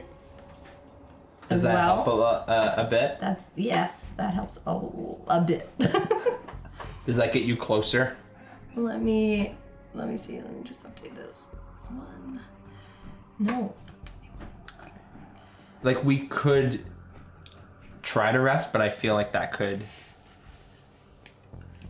Yeah. And that gives me 18. Okay. I think I can get by on that. I think so. Okay. What else do I have? Yeah, I don't have anything other for healing. Just know that my flight out of fight or flight mode might be a little bit stronger at this point. That's fair. I have one more dose of the ointment. You can have 2. Oh, I got 1. I'm good. Yeah. Are you sure? I think from here I should be okay. Okay. How do you guys want to get there? Do you want me to bird? Well, you said you're feeling a little bit Spell on the magic, so we could try the rock thing again. I do have my staff still, Do you have anything that like? and I could use sorcery points. Like, what do we have for like cantrips? Like, do you have anything that's like could like mage hand grab? Could you like push the other Oh, way? Like I have a mage hand, but I don't know if I could grab anything. Yeah, it's probably not strong enough to move these rocks. Yeah. I have mold earth. Do you like? Wait, you could. Do you have like fire that Could like you would mold be like? earth like a propeller blade the opposite side and keep spinning it? Mold earth doesn't allow you to kind of make that kind of constructions. I could minor illusion a propeller. No, I got that. And nail it. I was just thinking like cannon fire-ish, anything that way? Or no? No? Okay. What if we just got a bunch of big rocks and put it on another rock, and I just kept throwing rocks off the opposite way? That's one way to get your rocks off. That's good. That's really good. That's really good. I like that. What if I used, I don't know if it'll pull all three of us. Tell me if we can. My grapple shot and then pull us towards. Yeah, you might be able to slingshot using the grapple shot and use that to get one going and then kind of use it to propel a few more together. Yeah. And yeah. I could do the javelin as well, like just to keep that speed up. Almost like think of it like oars, or like that are in like space oars. Yeah. And I will cast Neutralizing Field. Yes. So that we don't get contaminated as we venture out. Yes. Okay. Okay. Then what I'll have you do is I'll get athletics and acrobatics from both Veo and Paluto together. And so the group. So what I'm imagining is you kind of secure one end of your grapple or your rock or your javelin to the rock itself, throw them forward, and then kind of then pull the rope back and use that as a sort of a slingshot maneuver. Yeah, and sometimes we might go a little to the left, a little to the right, but we're gonna try to kind of aim towards. We got 26. 15. Okay, that gets you some momentum started. I'll have you each make one more check for me. 18. 17. Okay. Basically, with a couple early strokes, pulled forward, you've got your little impromptu skiff hurtling towards the great rift light. As it flies through the cosmos of the space between worlds, I'll get you all to roll me a d6. 4. 6. 6. Okay. As you ride on your little impromptu skiff, you behold a curious sight. In the distance, traveling in the opposite direction, is a curious boat with sails flying through the cosmos of the space between worlds. There is a crew of strange, mutated beings upon it. It's hard to make them out from this distance, but they appear roughly humanoid in shape, though disfigured and monstrous in their countenance. They're several hundred feet away from you, and moving at quite a speed indeed. But their craft is agile and fast. And it's going the opposite way. Yeah. SOS. Are we pirates? Are they pirates? White flag it. Shoot a. They don't have their friendly. They could try to kill us. We could try to kill them and take their boat. Oh. That's another option. I'm gonna send a signal. I mean, the thing is that at this rate, like, what are the odds that we're even gonna make it in time? Like, we're slingshotting a rock through space-time in hopes that we don't get eaten by squids. Like, if they have a ship, they might know how to get there. They might know. I mean, I think it's worth I know there's a risk, but I think it's worth it. But I'm gonna. We'll try to talk to them, but I want both of you on your guard. Yeah, totally fair. I mean, We're basically like, I just imagine that we're like on a raft in the middle of the ocean. Yeah. And it's like. And they have a boat. Question. Do you want it to be like all of us? Do you want them to know we're all here? I mean, it's hard for us to hide right now. I mean, I can cast invisibility on 2 people. Could you can also like disguise us as stuff. I could disguise. I am concentrating on neutralizing field, which also means I've stopped concentrating on my polymorph, but that thing's hopefully far away. It was a good huck. It was a good. And we drank potions and set this whole thing up. It's probably been like 15 minutes. It's at least 15 minutes of spinning glass jars away from us before it became a giant squid again. I mean, maybe it'll be fine. We don't need to be invisible. What's the worst that could happen? I'm going to send up a firebolt to signal the ship. Okay. You send up the firebolt. It streaks through the space between worlds with a pop. And with a short moment, you see the small vessel pause and change course and begin to head towards you. Okay, guys, this is good. Yeah. Be on your guard. I'm with you. I feel like I'm gonna get robbed. I'm going to look as on my tiny rock floating through space and time with my friends. I'm going to look as I stand up tall, Confident, staff in like hand. we meant to do this the whole time. Okay. Yeah, I'm super comfortable. Ahoy! Yeah, we're getting robbed. No, guys. We don't know that. Don't judge them by their looks. They might be friendly. Just be confident. We belong here. Yeah.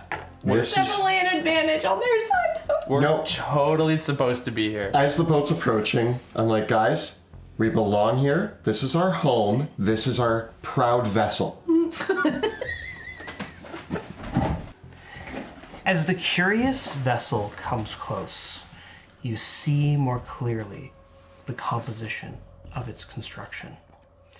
The strange sorewood that comprises the bow of the vessel is warped and matted, a strange purple gray and in color, and the banisters that decorate it made of a strange silvery gold metal.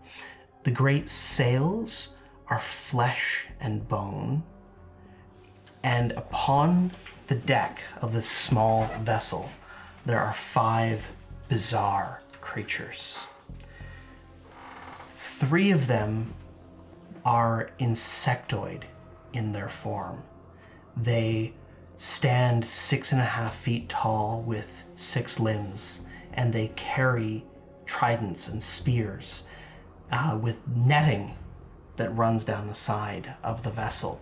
They have opalescent alien eyes.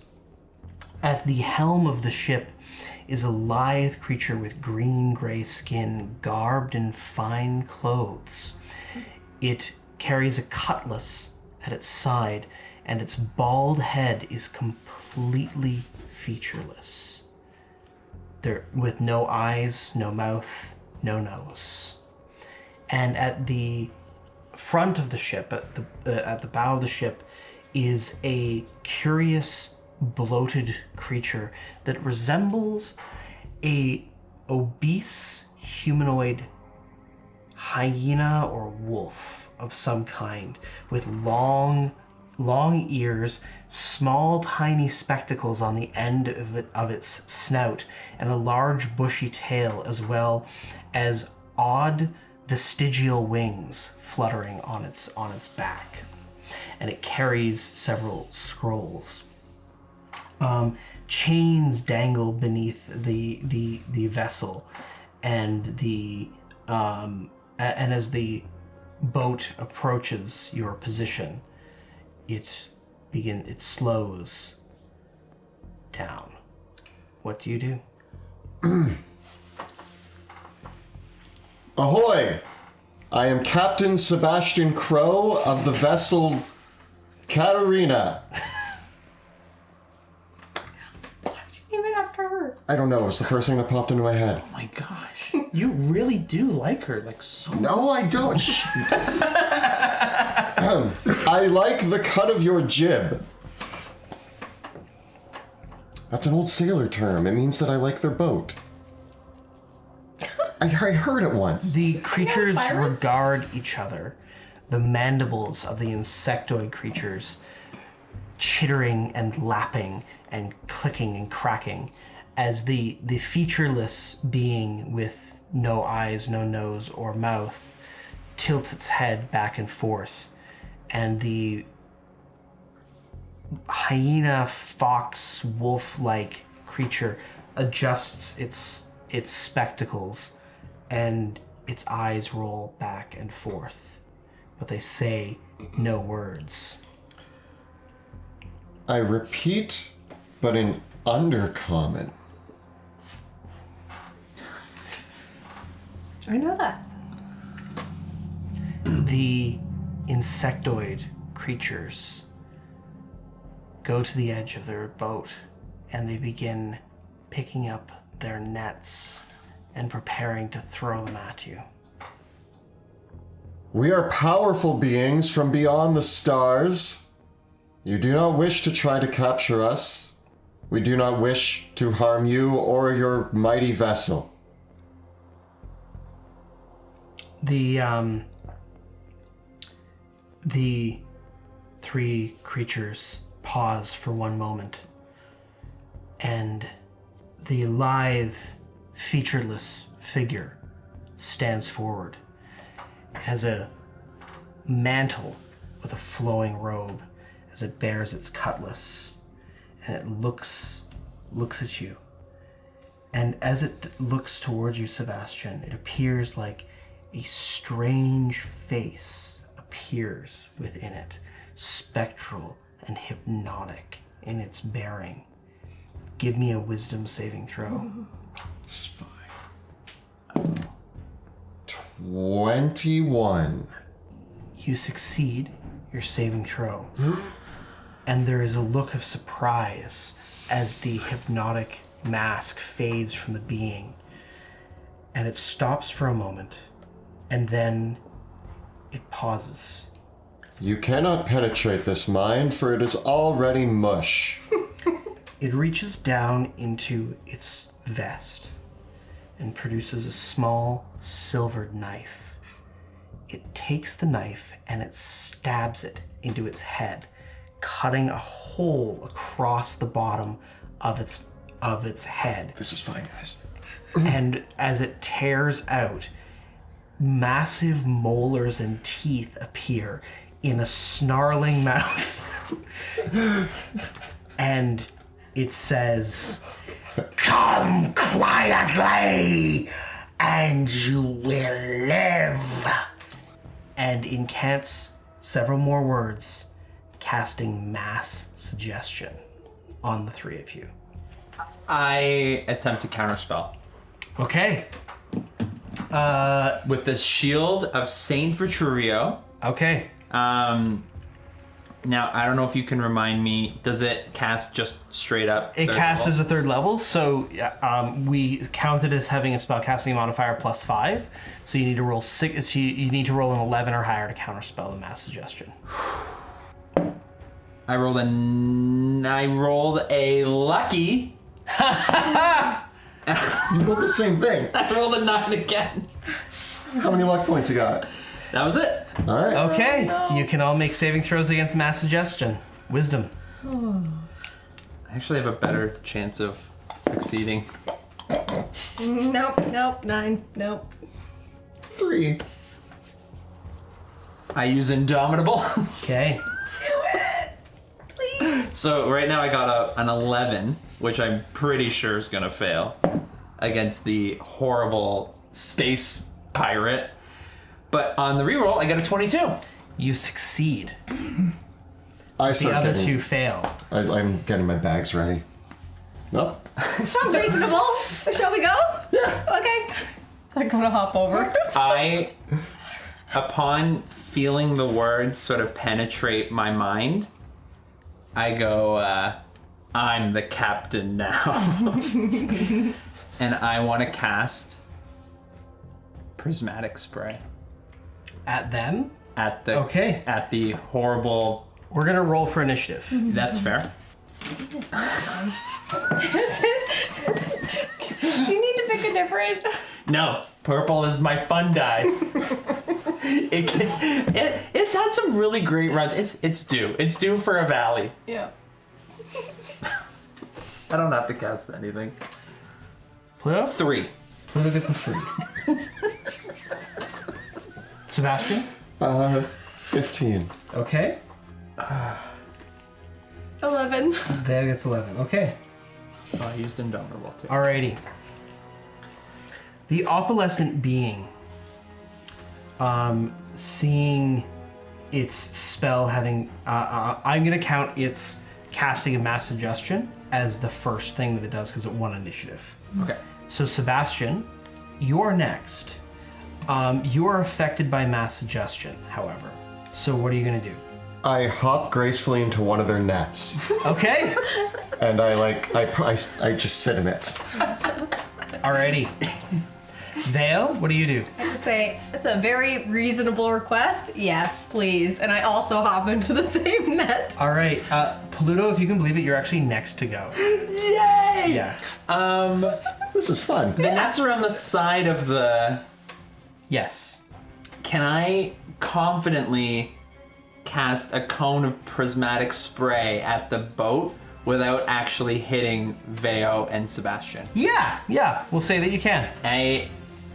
Join us, Pluto. I retrieve a diamond from the Helm of Brilliance.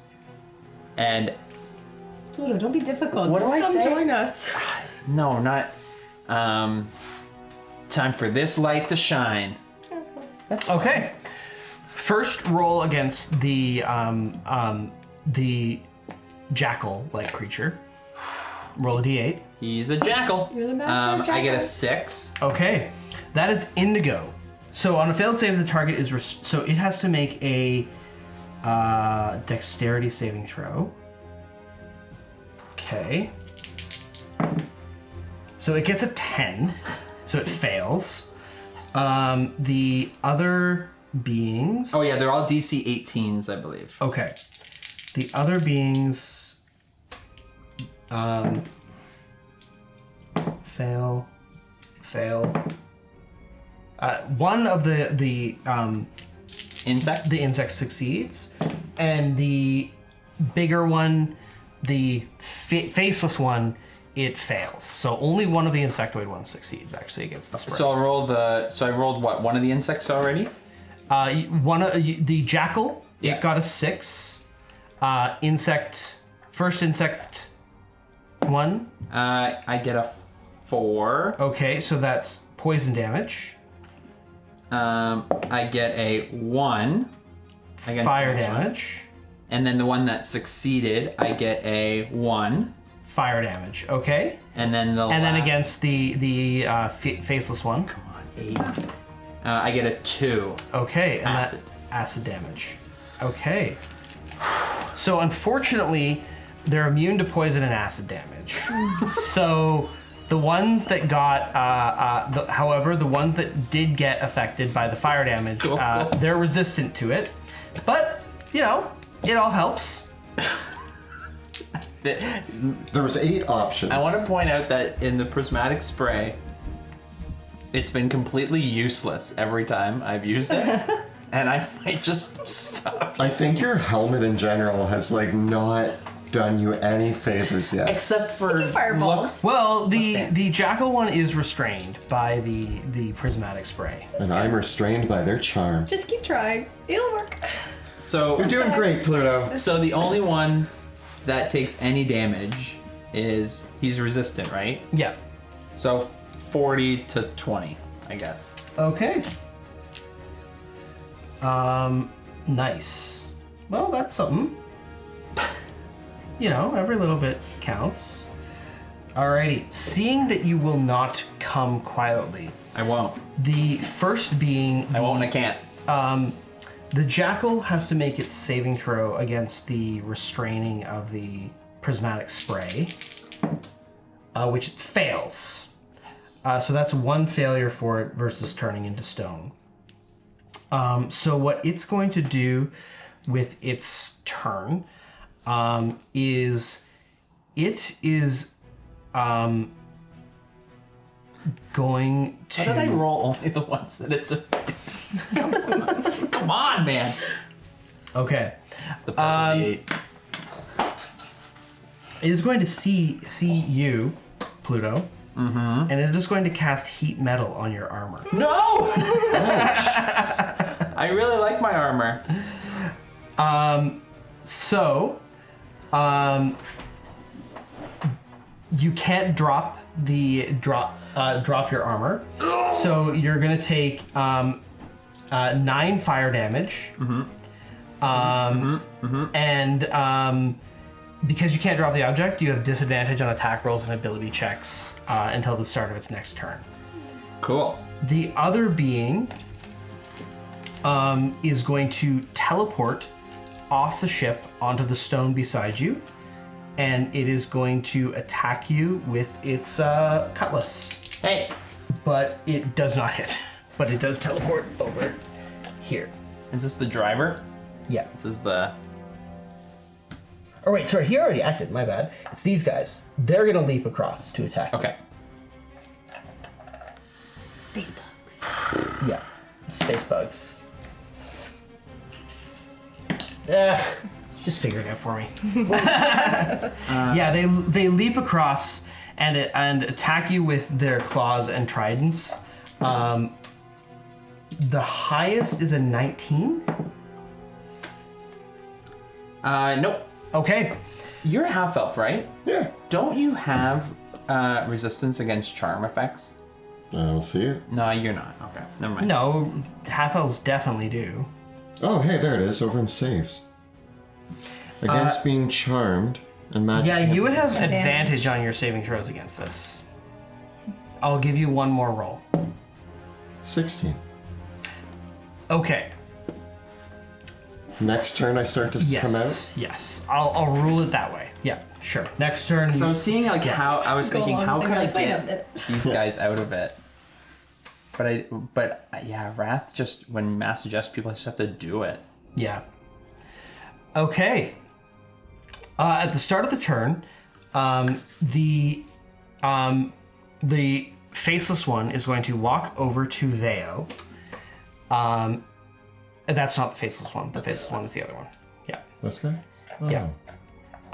And it is going to, seeing that Paluto looks pretty occupied with the situation, it is simply going to take out a pair of manacles and shackles and attach them to Veo. Thank you for welcoming me to your ship. I appreciate. It seems safe. No. It's at this moment that I'm like, hey.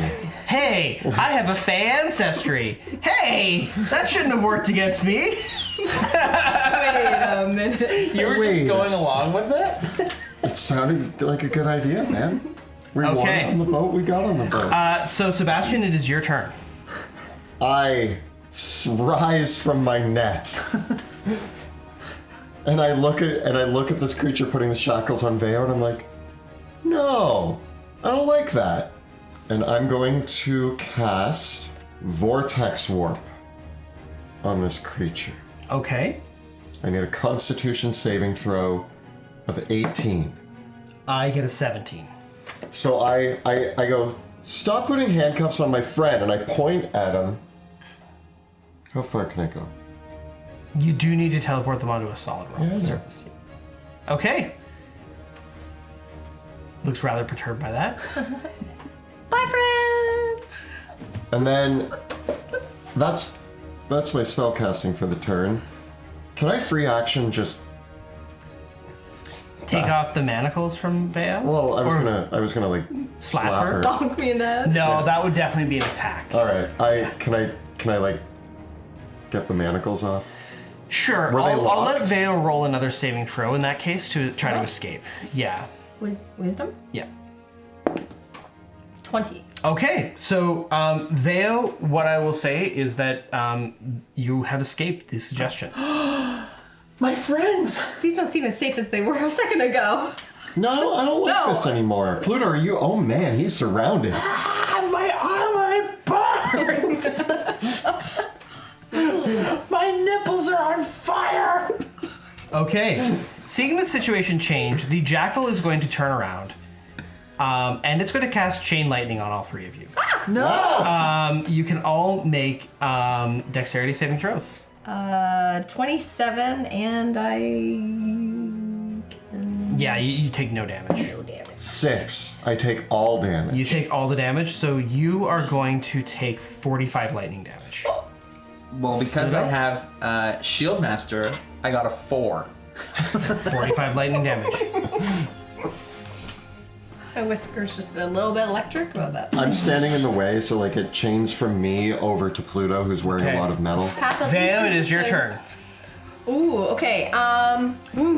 So currently you are on the boat with Sebastian. Yep. There's just the one jackal guy on there, and all the others are trying to get Pluto. And the ship is you can see there's like a magical anchor holding the ship in place that is engaged from the controls at the back of the ship. And there's nothing below us. Just No, space. just space. Oh, can I try? I want to try to tackle him off. Okay, Yeah. I don't know why. I just feel it. All right. Just like, just need to get this guy out of here. Give me an athletics check. All right, let's do it. It's 4. I got a 2. It's a really bad tackle, but you both like, I don't know what happens. So yeah, you shove this dude off the boat. Did I? One Goes down. this way. Yeah, he would be floating. Float. So put him on one of the platforms. Yeah. Is that considered one attack? Yes. I'm gonna shoot my arrows at him as he floats away. You're still manacled. Oh. Yeah. Oh no, I can't do that. Oh. Yeah, I'm letting because I imagine that you body checked him with Yes. the manacles on. Okay, Yeah. is it an action to get out of them? Give me an acrobatics check. 24. Okay, you body check this dude and wriggle out of the manacles, and we'll call that your turn. Okay, go. Okay. Pluto, it is your turn. I'm surrounded. My Yeah. body is on fire. Well, you just got electrocuted. Electrocuted, but like also the metal is burning. I'm gonna just start swinging at these things with disadvantage Okay. in a wild frenzy. I get a 21 against one of the insects. Yep. Let's see if I can kill it in one hit. Yeah. But it's resistant to fire damage. Yes, but Ignatius is radiant. Thank goodness. Good old reliable.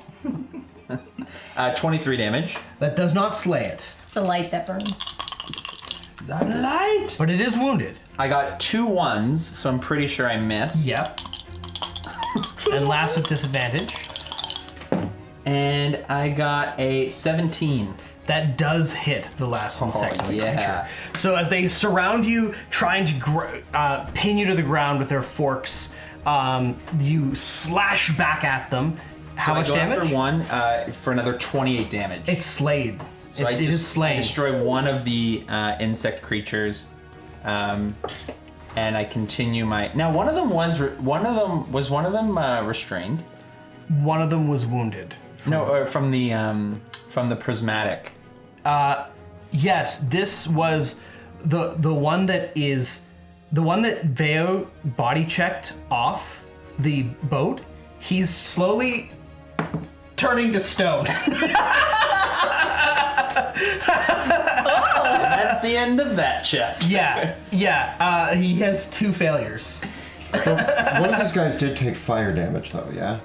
Yes, and that was the little one that bit, it was yeah. killed. Okay. So I am still. So then that's my turn. Okay.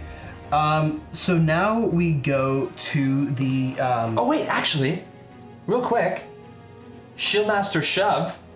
I get a 22 on this one.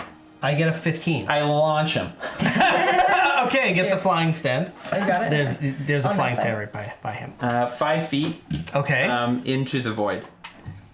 Yeah, they're not prone though, so they're just So I just floating. punch him with my shield.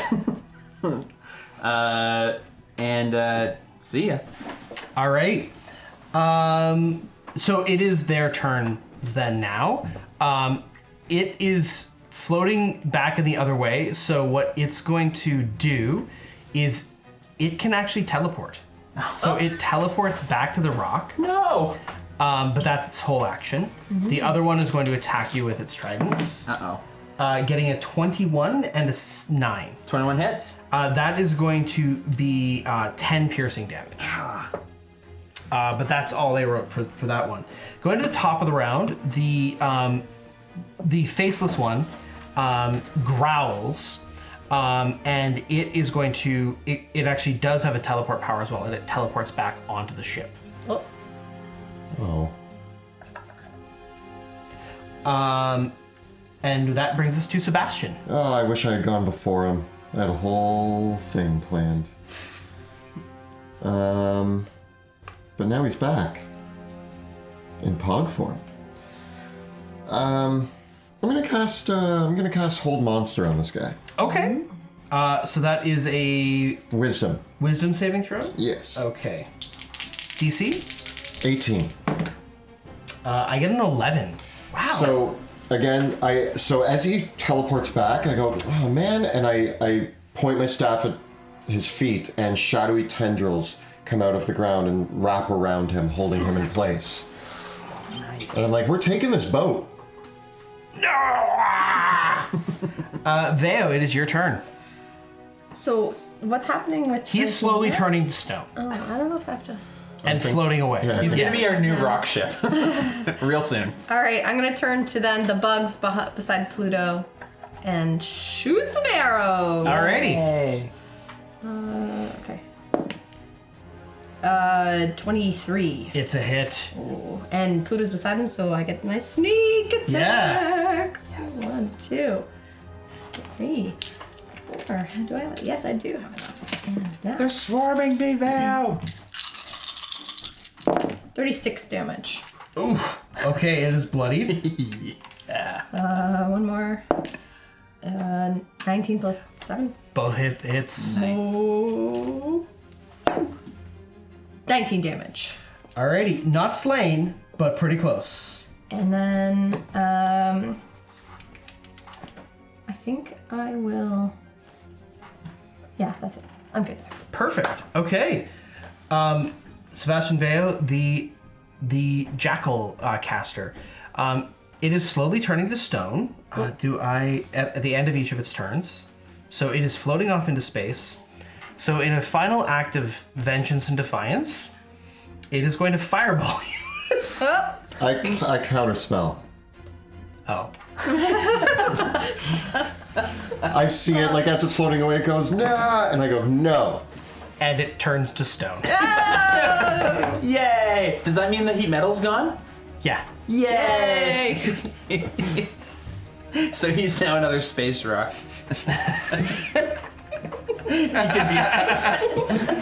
He can be anything. Pluto. Now that my nipples aren't on fire, like I just ran a marathon, I'm going to start attacking the insect creatures. I get a 17 against the damaged one. That is a miss. No! How about a 17? Also a miss. And then finally, a good old, there we go, 24 It's a hit. for 34 damage. That slays that one because it was shot by Veo. So I the slay the closest one that, and then I turn to the other one and I hit him again. I get a 13. I get a 20. So I ram into him and he holds. He holds his ground. Yep. What are you gonna do? I'm gonna try to jump to the boat and Okay. take He makes the opportunity attack against you, getting a 20 to hit. that hits. So that will be another 10 piercing damage. Ah, he stabbed. But you do jump back onto the boat. This is our boat now. How do we unanchor? Well, we'll figure that out. I'll make this guy do it. It is going to teleport back onto the boat, the last remaining one. But that's its action for the turn. The captain, the faceless captain, is hold monstered, so I do get a chance to make another save to get out of it. I get a 17. Don't go anywhere. I'm not done with you. Okay, it's your turn, Sebastian. I'm gonna. I mean, these guys teleport, so I might as well not shove them off. I'm gonna cast a magic missile at this dude. Okay. Is he damaged? No, he's not. Can I upcast? No, I can't upcast stuff from the staff. No. No, I don't think the set power lets you. I think it's not one of the ones that you can expend extra charges. No. Fair enough. All right. Vale, you're on deck. What are you gonna do? I want to ask the bug guy if he wants to surrender since we're clearly in charge of the ship and we don't need it for the whole time. I want to try to persuade him. I do 10 damage. Okay. He cries back, and you hear him in your mind. Oh. Right? For this creature has telepathy. It only uses its mouth for spellcasting. It says, "You mortals were not meant to be here. But fine. If you spare me, I will take you where you wish to go." He's gonna guide us. I don't know if you guys heard that in your head like I did, but stop hurting him. I turn to the last insect and I go, "Your captain just betrayed you. He's with us now. Walk the plank." Make an intimidation check. I got a 13. It sees this, and it doesn't walk off the ship, but it holds down its arms. It seems like there's this telepathic message that the faceless captain has given the creature to stand down, but it's staying on the ship. Okay. We got a crew. The being says, "Very well, mortals." You hear it in your mind. "I do not know how you came to be here, but this place is dangerous to your kind. Nevertheless, if you will spare me, I will give you passage to where you wish to go." If you try anything funny, you know what we're capable of. Fine. And that is where we're going to end for the night. Oh man, that was too fun. That was good. We have a ship. That was great. That was so great, Monty. I'm like, I figure they could have their ship back after we're done. Technically, we're the pirates. Yeah. By the way. Yeah. I think we showed. This is pirating on both sides. But yes, we did take over a ship. We're the good guys, I swear. You should take his cutlass just for the look. And I find an old tricorn hat. And I put it on with his cutlass. And I stand at the helm of the boat. Captain Sebastian. Admiral Veo. Lieutenant Pluto. Wait. Aww. Wait. Well, with that, a big thank you, Jill, Kelly, and Joe, for being amazing players tonight. And a huge thank you to Kyle for all of the wonderful work that he does behind the scenes, keeping us on time, and being handsome. Handsome. Handsome. And a huge thank you to our Dungeon Master, Yeah. Monty, This was for amazing. this Space Between Worlds pirate adventure. Yeah, you know, just a little taste of your Spelljammer for once in a while. Yeah.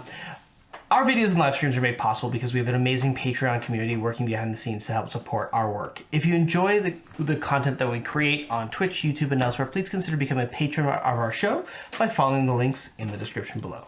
And you can also join our Discord community, which is exclusive for our patrons. So if you're joining us on Patreon, make sure to hop onto the Discord where you can chat with us about all things D&D, all things Drakkenheim, all things TTRPG, or really anything else you want. So join us on our Discord. And in our game tonight, we use a variety of incredible assets produced by some amazing artists. Monty, where This is all Dwarven Forge stuff, and the miniatures are WizKids. The sky ship is a WizKids figure. And the Terra Tiles as well. Yes, the Terra Tiles. Yeah. And then we also have some amazing audio by Tabletop Audio and player character artwork by Elizabeth Perot. Of course, don't forget to look at the links below for our Teespring store. You can find all of your favorite Dungeon Dude shirts. Check out bit.ly/Dungeon Dudes merch. And be sure to join us next Tuesday when we broadcast the campaign on Twitch. You can check us out from 6 p.m. to 8 p.m. Eastern Time at twitch.tv/dungeon_dudes. We got new videos dropping on YouTube all the time as well, so check that out and subscribe to the channel. Thank you so much for watching, and we will see you next time in the world of Drakkenheim.